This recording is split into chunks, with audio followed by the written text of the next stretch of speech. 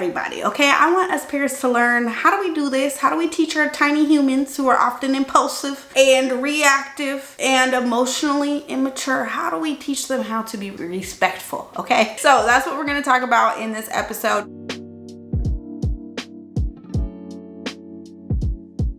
Okay, so does your child often melt down when you're not doing things quick enough? Or maybe they yell out, I want it now, or give it to me right now, or hurry up. And you're like, what in the...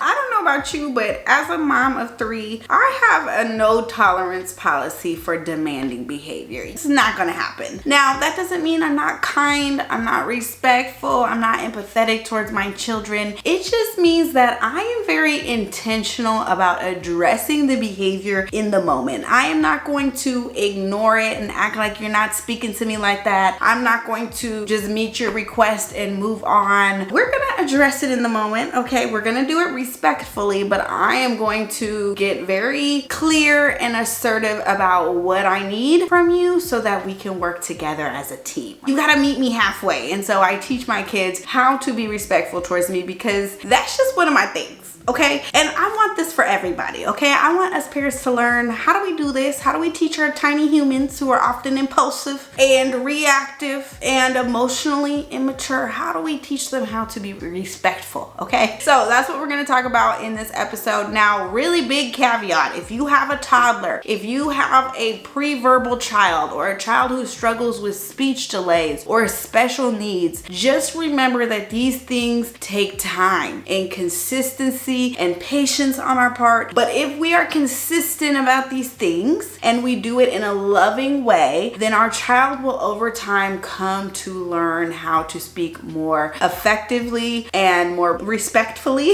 But just remember, these things are going to take even more time for your little one, and that's okay. It doesn't mean that they're bad. It just means they need a little bit more consistency in teaching through these things. Okay, step number 1, when your child is getting demanding, they're impatient, I want it and I want it now, right? It's my money and I want it now. Then you want to slow everybody down, including yourself, okay? Because this is the time we get triggered, we yell back, we clap back, right? Or we just shut down. But this is the time to slow everybody down and focus on, okay, what are they trying to communicate? And just speak that out loud. So let's say they're like, I want a snack now, okay? You're telling me you want a snack right now. Give that back!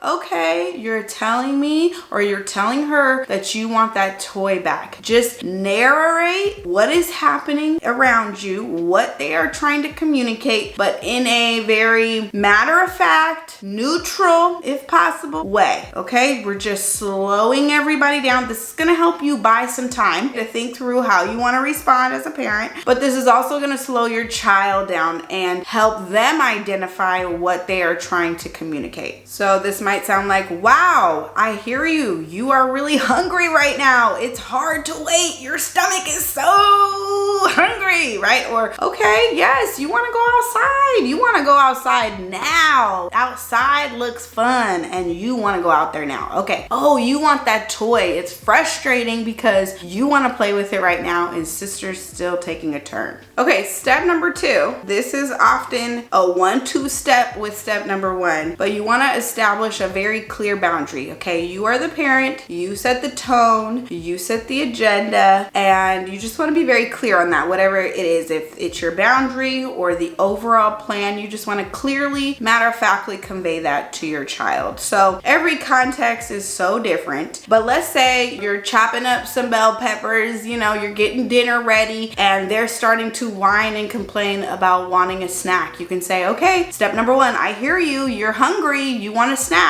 You can either have the bell peppers that I'm chopping up, or you can wait until dinner is ready. See, very clear boundary, right? And this is coming down to giving them 2 choices that are equally okay with you. And this is probably another episode, but be mindful of the battles you're choosing with your child, okay? So yes, they can have a snack. Why couldn't they, right? It's hard to wait. So you can have some vegetables I'm chopping up or whatever I'm making, or you can come help me with this, or you can wait. Or let's say, you know, you're doing hair and they're starting to cry and, it hurts. and they're getting uncomfortable. Yes, I know this is not the funnest thing right now. This is hurting you. I need 2 more minutes to comb your hair and we are almost done. And you might already do this, but you're just telling them the plan, okay? In a very matter of fact, chill kind of way, if you can. Okay, now step number 3, for many moments, what it's gonna make sense is to give them the language of what they need. So instead of being like, don't talk to me like that, and then just moving on, try to help them identify, okay, what do they need? What are they trying to clearly communicate? Because remember, when our child is experiencing a very intense emotion, it's hard for them to access language in the moment. They get very overwhelmed by just their feelings, and that's all they can really focus on. And so what you ideally can do is lovingly come alongside them, give them the words that they need to communicate, and then have a redo. Okay, I think what you're trying to say is snack. Okay, you can say snack please, or whatever it is, right? You always want to be coaching them on how to more appropriately get their needs met. And these are things that take lots of time, lots of consistency, lots of practice to help kids understand how to respectfully communicate what they want and what they need. So this might sound like saying, I'm having a hard time understanding you. I want to help you. So let's take some time to calm our bodies down so that we can work as a team. The other key part of this is to establish a clear boundary about the communication. So you can say, when you say milk please, snack please, toy please, whatever it is they're requesting, when you say it this way is when I will meet your need. This is very important. This is a key part of coaching, is to establish a boundary. And if they're not ready and they're like, oh,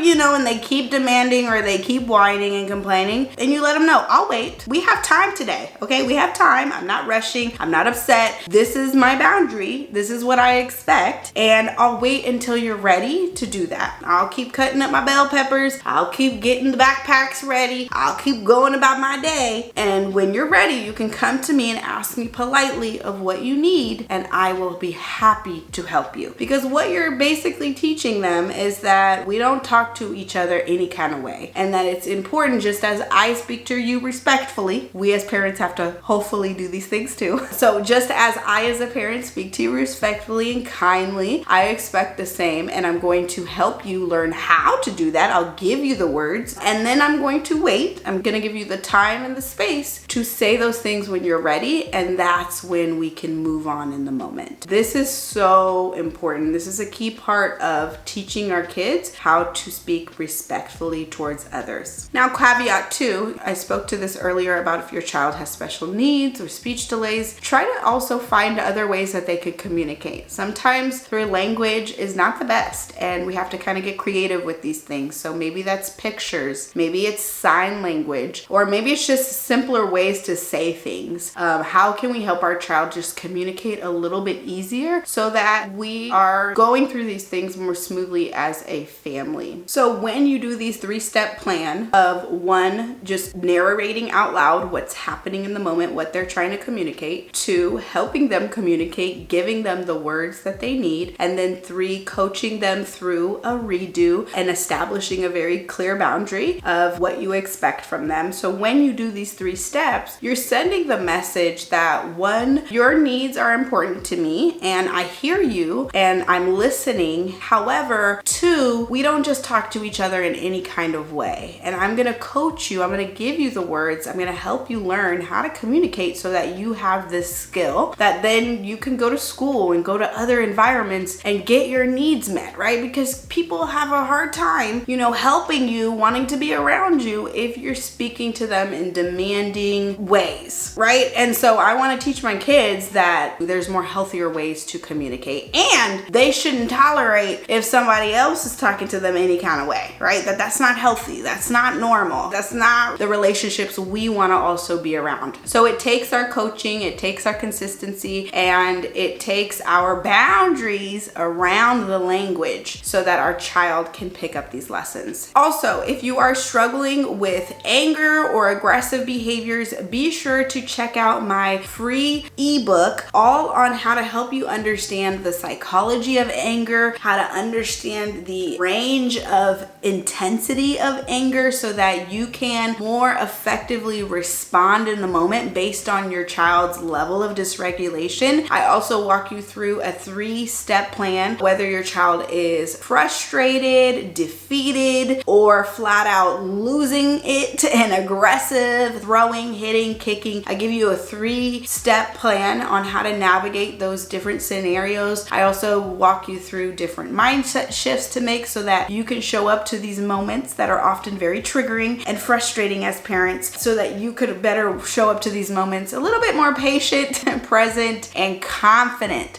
So go to themomspsychologist.com/ebook to download your free anger ebook. All right, that is it for this episode. So I hope this was helpful for you. I will see you in the next one. Bye.